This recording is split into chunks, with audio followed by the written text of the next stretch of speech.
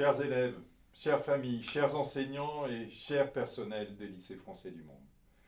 Après une année 2020 particulièrement éprouvante pour chacune et chacun d'entre vous, sur le plan personnel comme professionnel, je tiens à vous souhaiter, en mon nom et au nom de tous les personnels de l'AEFE, une très bonne année 2021.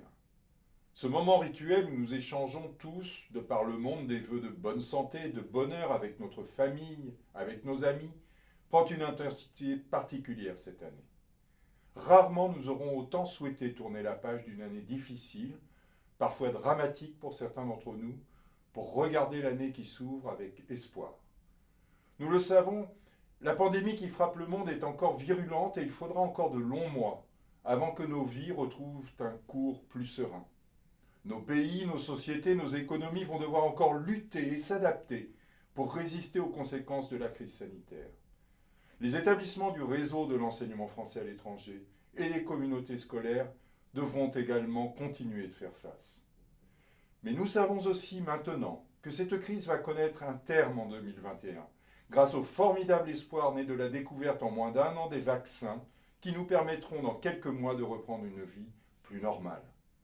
Le premier semestre 2021 sera donc encore difficile, mais nous serons portés par cet espoir du contrôle de l'épidémie et soutenus par l'extraordinaire travail accompli depuis des mois pour permettre à nos élèves d'accéder à l'éducation que nous leur devons et pour soutenir tous les établissements dans la crise.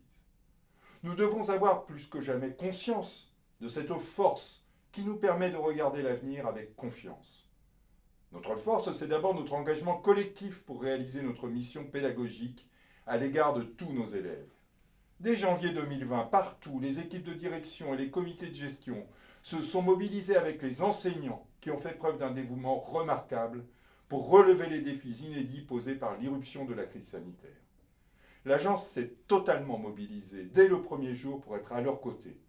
Nous avons ensemble réussi à assurer la continuité pédagogique grâce à un esprit d'initiative et de créativité, grâce à un dialogue constant pour être au plus près des problématiques de chacun, en accompagnant et en formant les professeurs. Cet enseignement à distance, qui ne remplacera jamais la relation essentielle qui se crée dans l'espace d'une classe entre les élèves et leurs professeurs, nous n'avons eu de cesse de l'améliorer, de l'enrichir. L'enquête à laquelle plus de 70 000 d'entre vous ont répondu en septembre montre qu'il a été de qualité. Elle a permis aussi de définir des axes d'amélioration. Nous les mettrons en œuvre tout au long de ce semestre dans l'intérêt des élèves, des enseignants et des familles. Cette force, c'est aussi celle de notre réseau de l'enseignement français à l'étranger, riche de sa diversité mais uni dans la recherche de l'excellence et la promotion de valeurs individuelles et collectives fortes pour nos élèves. Un réseau fortement soutenu par l'État français, ce qui en fait une exception au plan international. À l'initiative du ministre de l'Europe et des Affaires étrangères, M. Le Drian, et du secrétaire d'État aux Affaires étrangères, M. Lemoine, des moyens exceptionnels ont été débloqués en 2010, 100 millions d'euros en subventions et une possibilité de recourir à des avances de trésorerie à hauteur de 50 millions d'euros. Avec les postes diplomatiques, l'AEFE s'est entièrement mobilisée pour que cette aide puisse arriver le plus vite possible à ceux qui en avaient besoin. Des milliers de demandes ont été examinées en quelques mois, avec la rigueur qui s'impose dans le maniement des fonds publics, mais avec aussi un sens de l'urgence et de la bienveillance guidé par les circonstances. Au 31 décembre, la totalité des fonds mis à disposition de l'AEFE avait été versés ou étaient en cours de versement. Nous en avons tenu régulièrement informer les élus des Français de l'étranger qui se sont particulièrement investis sur ces dossiers et que je remercie pour leur soutien au réseau. Notre force, c'est aussi notre unité. Face à cette crise inédite, violente, des divergences d'analyse et de points de vue se sont exprimées dans les premières semaines. Mais durant ces longs mois, nous avons renforcé le dialogue partout pour construire ensemble la meilleure réponse possible pour nos élèves et pour la pérennité des établissements. Au sein des établissements, entre l'AEFE et les établissements, avec les fédérations représentatives des parents comme avec les représentants des personnels, partout, le dialogue a été intense et constructif et les instances ont montré plus que jamais leur utilité. Là aussi, nous avons appris de la crise et nous sortons renforcés de ces mois difficiles pour continuer d'affronter ensemble les défis. Notre force, enfin, ce sont les valeurs qui nous unissent et dont nous avons ressenti douloureusement l'importance à l'occasion de l'horrible assassinat de M. Samuel Paty.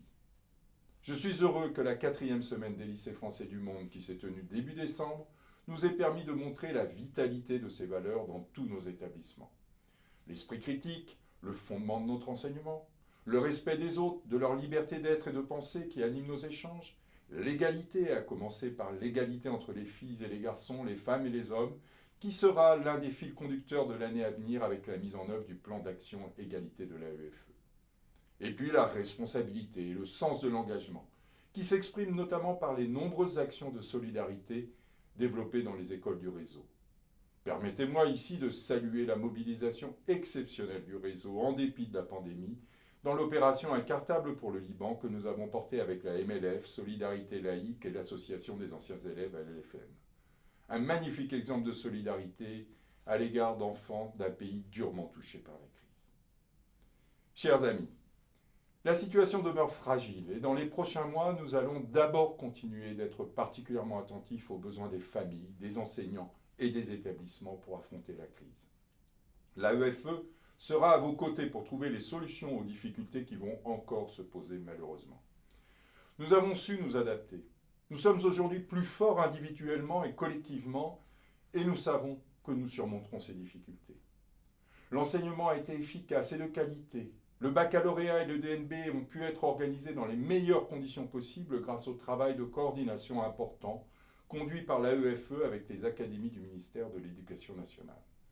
Et nos élèves ont pu être accompagnés comme chaque année dans leur orientation et à leur arrivée en France. C'est pourquoi il faut regarder l'année 2021 avec confiance. L'attractivité de notre réseau face à des systèmes concurrents reste très forte et c'est un excellent signe de vitalité. Des dizaines d'établissements sont candidats pour le rejoindre et fin 2020, 540 établissements dans 138 pays forment désormais ce réseau mondial avec 368 000 élèves. Et aujourd'hui, des dizaines d'associations et d'investisseurs sont accompagnés par l'agence pour rejoindre le réseau dans les mois et les années qui viennent.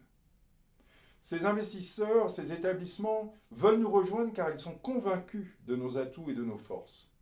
Notre objectif reste donc le cap 2030, fixé par le président de la République et par les ministres de l'Europe et des Affaires étrangères et de l'Éducation nationale en octobre 2019. Bien entendu, le rythme de mise en œuvre se ressent de la crise que nous traversons. Mais ce cap 2030 est essentiel pour nous permettre de renforcer le système éducatif auquel vous faites confiance. Le contrat d'objectifs et de moyens entre l'AEFE et le ministère de l'Europe et des Affaires étrangères, qui aurait dû être signé au printemps dernier au moment où a éclaté la pandémie, a été repris et j'espère que nous serons en mesure de le signer avec le ministre dans les prochains mois. Pour accompagner cette croissance et pour renforcer les atouts de notre réseau actuel, nous allons en 2021 relancer les projets de formation pour les personnels. La mise en place administrative des nouveaux instituts régionaux de formation, les IRF, a été retardée par la crise. Mais nous gardons l'esprit qui porte cette réforme importante et au-delà des efforts de formation maintenus pour accompagner les enseignants dans l'enseignement à distance, nous reprenons nos plans de formation en accordant une attention particulière aux néo-recrutés locaux. La mise en œuvre d'ici la rentrée prochaine d'un nouveau réseau intranet dédié au réseau permettra de faciliter le travail collaboratif. Nous poursuivrons d'une façon générale le renforcement de nos outils numériques pour mieux répondre aux attentes du réseau. L'enrichissement de l'offre éducative du réseau d'enseignement français continuera d'être une priorité, avec une attention particulière portée à la maternelle, porte d'entrée vers l'enseignement français, mais qui ont particulièrement souffert des effets de la crise. Le développement de l'éducation plurilingue continuera d'être un axe majeur de l'évolution du réseau avec l'augmentation du nombre de sections internationales de 169 à 208 entre 2019 et 2020, qui s'étendent de plus en plus vers le collège et l'enseignement primaire, mais aussi avec un recours croissant au dispositif PARL dès l'école primaire.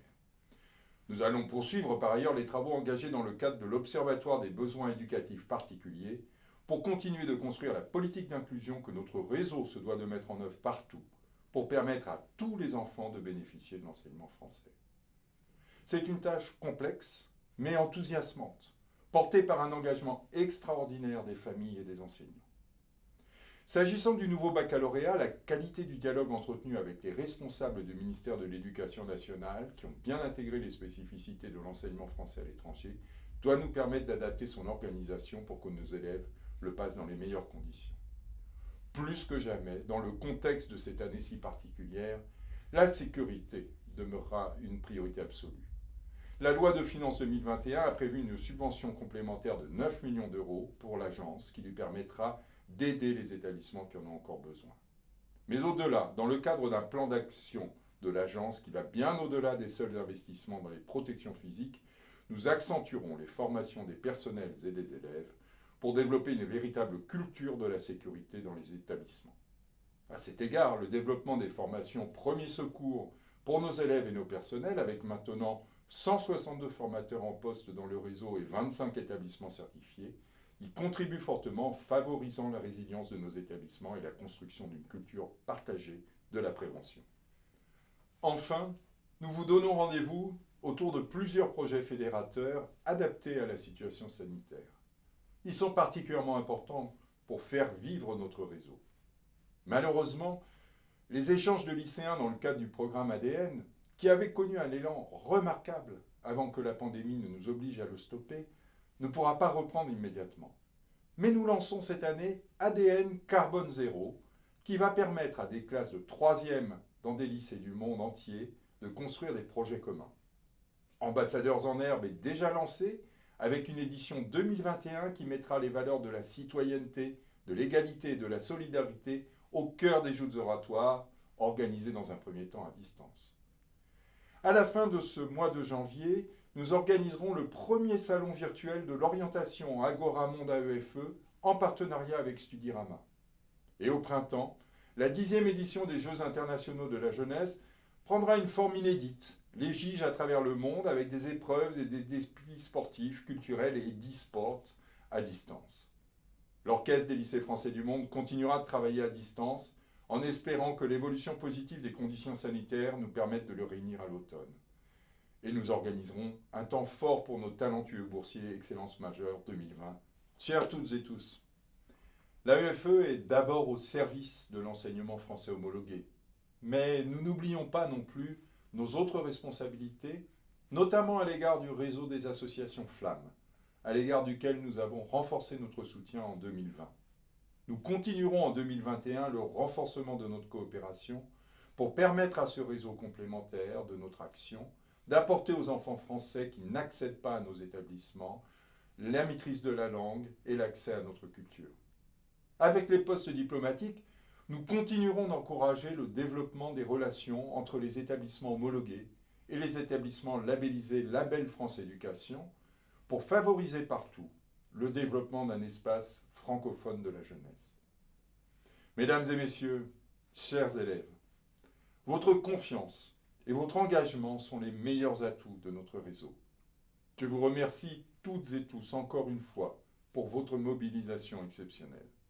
Je sais que nous pouvons compter sur le professionnalisme des personnels et sur la créativité des élèves pour contribuer à développer le dynamisme, l'attractivité et l'excellence de nos établissements.